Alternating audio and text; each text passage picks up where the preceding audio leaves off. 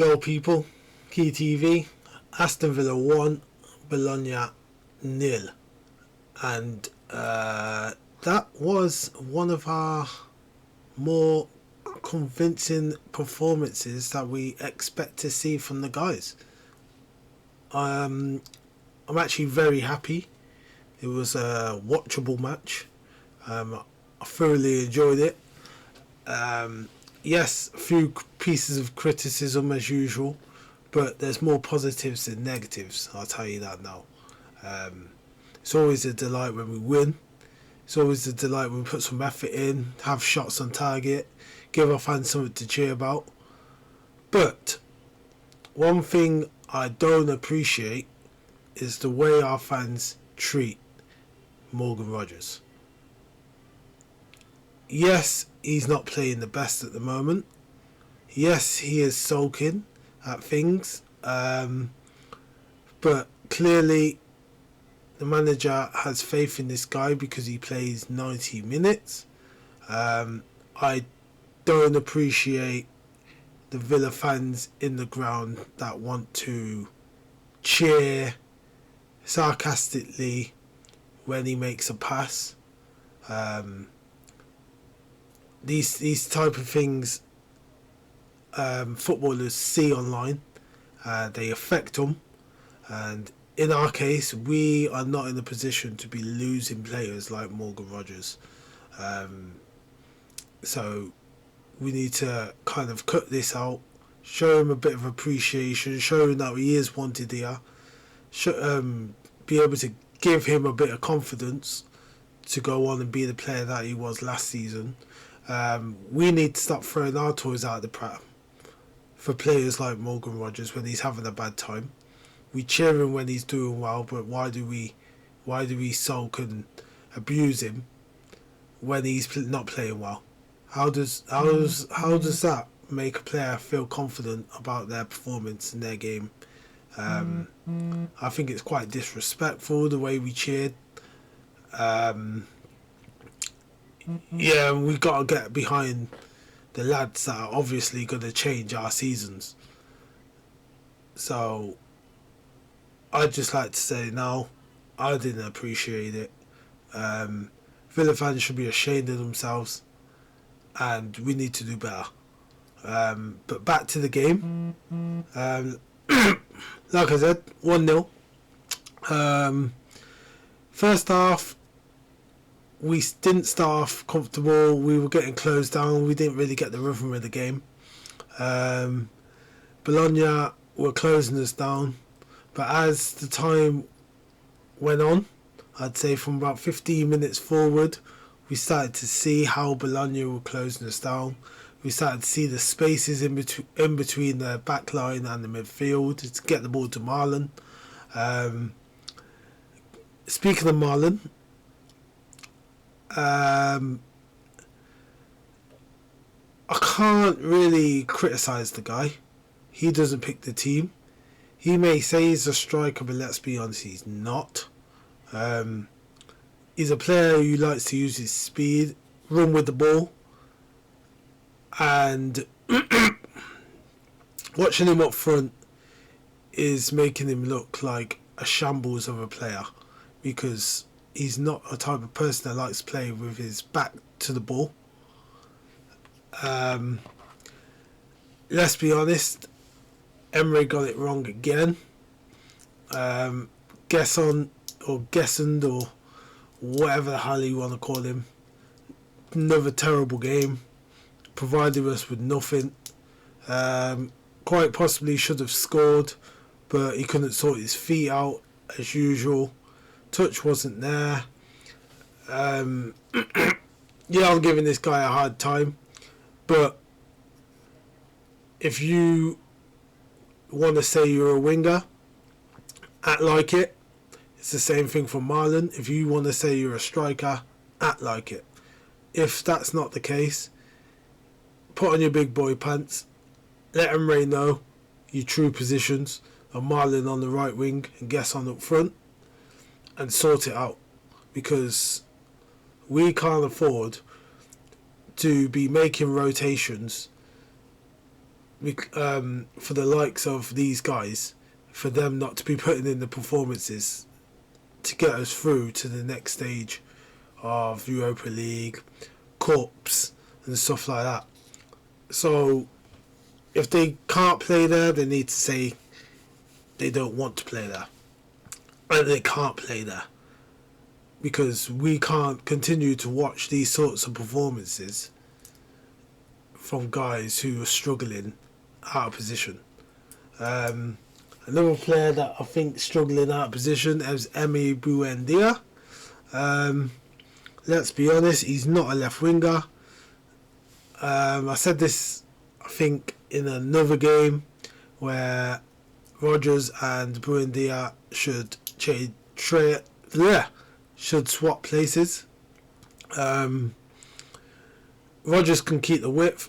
Buendia obviously likes to come to the ball, get in the mix, go in the middle. Why are we playing out on the wing where it's not really providing anything? There's a mismatch with him and Maatsen. As you can see, Maatsen doesn't get the chance to come forward because it's just not working on that side. Basically, we didn't really kickstart until the goal went in. Great strike by John McGinn from a corner kick. Left open on the edge of the box. And it fouled to him and he placed it into the back of the net perfectly. No criticism whatsoever. Great strike. McGinn, captain today. I think he played his position well.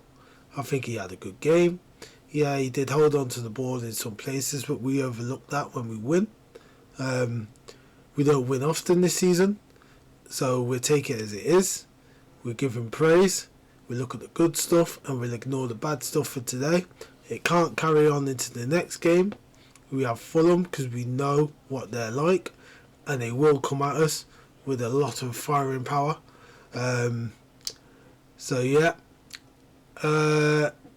Kamara, what a player, man. What a player.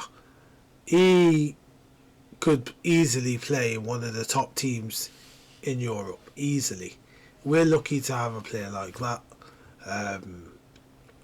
We need to find a way to keep this guy. We need to build around him and give him the sort of structure where less is more. He doesn't have to do so much because he's quality off the ball, but you take too many tackles, you end up getting injured, your career gets shortened, and we don't want that.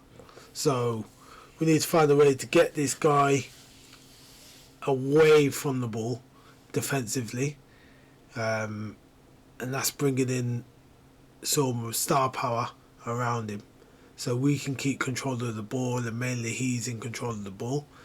As you see for the likes of Rodri, Man City are always in control of the ball. This is how Rodri managed to get over like 90 wins in a row or something silly. Something silly when he starts, because Man City always have the ball. The one time he's asked to defend, he gets injured, he's out for a long time. This is what happens to centre mids, because you're asked a lot of them in the midfield to run backwards and forwards constantly, making tackles. We don't want that for Kamara, so we need to have a look at ourselves in January, try and sort it out, try and get some sort of decent talent in the midfield to support him. We have Harvey Elliott, but again, Emery decides to not start him, to not play him. The disrespect is loud. He's one of our best players. He provides something when he's on the pitch. I don't understand why he's not getting brought on for the likes of Gesson, for at least Gesson, because he's been horrible. And when Morgan Rogers is having a bad game, change it. Take him off. Why are we scared to take him off? It just absolutely blows my mind. Who else is there? My man of the match of the day, Pau Torres, came into the team and did everything that he usually does. He commands the back line, he defends well. When we're playing in like a lower block, he just looks sensational. On the ball, sensational. Like, he tries stuff to his ability, whereas the likes of Mings would just clear the ball. Just clear the ball. When we have Torres on there's a lot of confidence, ball retention. It's beautiful to see, man. We play out the back. We let opponents run at us. We keep holding the ball. And yeah, like, we can see we're a whole different team when he plays. And hopefully this springboards on into our Premier League performances. And this is a kickstart to our season. Who else is there to talk about? Maatsen, great today. Bernardeschi didn't have a chance. Matty Cash, doing what Matty Cash does, gets his yellow card as usual, gets a few fouls but sticks in there. Gonza, one of the best defenders in the league. Bizot, Marco Bizot. He proved that he has a great ability to hold on to the ball when shots are fired at him. He's actually really good with his feet, but I was more impressed at his ability to catch the ball on shots. He didn't parry anything away into trouble. He looks solid. He's very secure. Like, I really appreciate his performance today. It made me feel quite it's quite stable, calm. Like, that's what I need from a goalkeeper, and that's how I feel the defenders feel when they have a goalkeeper like Emi Martinez and Bizot behind them.